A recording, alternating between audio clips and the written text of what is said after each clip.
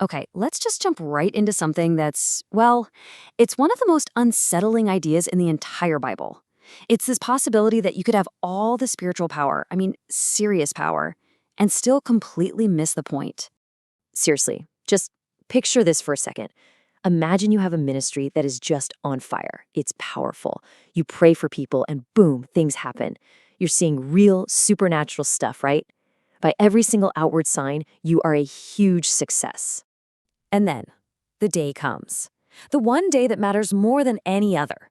You're standing there, in front of the very person you did all this for, and you're expecting that, well done, good and faithful servant. But instead, you hear this. Just let that land for a moment. I never knew you. Those might be the four scariest words in all of Scripture. It's not, hey, you messed up here and there, or you could have done more. Nope. It's, I don't know you. A total rejection. I mean, how? How is that even possible? And look, this isn't some made-up story to scare people. This is a straight-up warning from Jesus himself.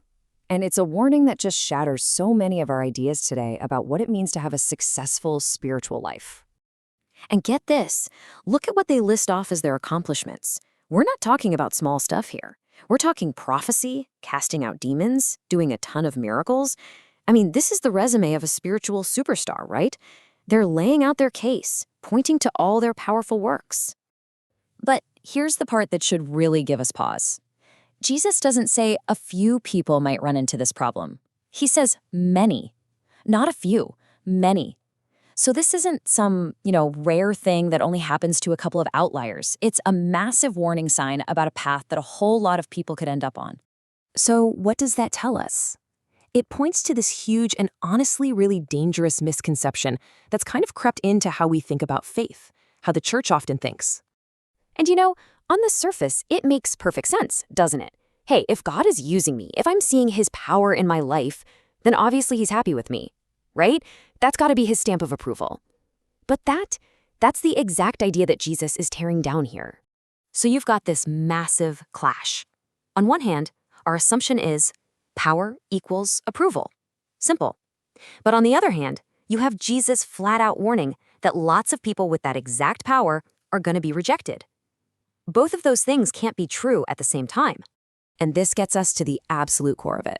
Ready? Supernatural activity is not proof of righteousness. It's just not. It's not the ultimate sign that you're right with God, even though that's what we've often been told. Okay, so how? That's the logical next question, right? How in the world does this work? How can somebody be operating in real, genuine power, but at the same time be totally disconnected from God? Like, how can you preach a sermon that totally rocks someone's world on a Sunday and then live a life that's completely off the rails on Monday? How can you pray for someone to be healed, see it happen, but all the while be living in iniquity, basically just knowingly doing wrong, with a heart that's miles away from God? It sounds impossible, but Scripture actually gives us a way to understand this. There are basically two explanations for this, and let's be honest, they're both pretty uncomfortable. First, counterfeit power is a real thing. Not everything supernatural comes from God. But the second one is the one that really gets us. It's the idea that God's actual power can sometimes flow through, an unclean vessel, a flawed person. Why would he do that? Maybe because his mercy is so great that his priority is getting help to the person who needs it, even if the channel he uses is far from perfect. The Bible actually has a name for this whole thing. It calls it a form of godliness. Think about that. It's the form of it, the look, the activity, the motions of faith. You're using the spiritual gifts, you're doing the ministry work, but you're denying the power that's meant to actually change you on the inside. It's all performance on the outside, with zero transformation on the inside. Okay, so if power isn't the real measuring stick, then we've got to totally recalibrate. We have to figure out what God really cares about. We've been asking the wrong questions. So this should be the question bouncing around in all our heads right now. If my spiritual gifts, my influence, my results aren't the things that guarantee I'm okay with God, then what is? What actually matters? The answer is it's really simple and kind of uncomfortable. It's one word: righteousness. It's not about how impressive you are. It's about being right with him. It shifts everything. It's not about what you do for God.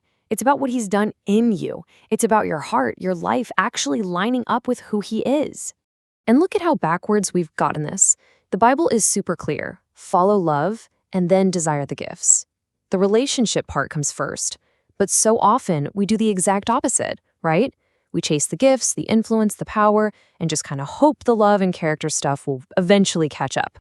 We've totally flipped the equation. We chase the power thinking it proves we have the relationship. But God's way is the other way around. Chase the relationship. Chase righteousness. Chase love. And from that real, genuine connection, that's where true power flows from. And that brings this all home, doesn't it? This becomes a really personal thing for every single one of us. It's time to take a hard look at what's really driving us. Because when it all comes down to it, on that final day, the dividing line isn't going to be between the powerful and the powerless. It's not going to be big ministry over here and small ministry over there. Nope. The real divide is going to be between those who live to please God and those who are just performing for themselves. And we have to be crystal clear on why they were rejected. Jesus didn't say, sorry, you only cast out 9 demons. You needed 10. He didn't critique their performance at all. The problem was never a lack of power. It was a lack of relationship. It all comes back to those words, I never knew you. It's about relationship, period. So maybe we've just been asking the wrong question all along. We're so obsessed with, is God using me? It's all about our activity, our usefulness. But the much, much better question, the one that really matters is, am I aligned with him? Is my heart, my character, the person I am when nobody's looking, is that person in sync with him? Because the truth is, you can have mountain-moving faith. You can have a ministry that literally changes the world, a platform that reaches millions of people, and still miss the entire point. You can still miss the only thing that actually matters for eternity, knowing him and being known by him.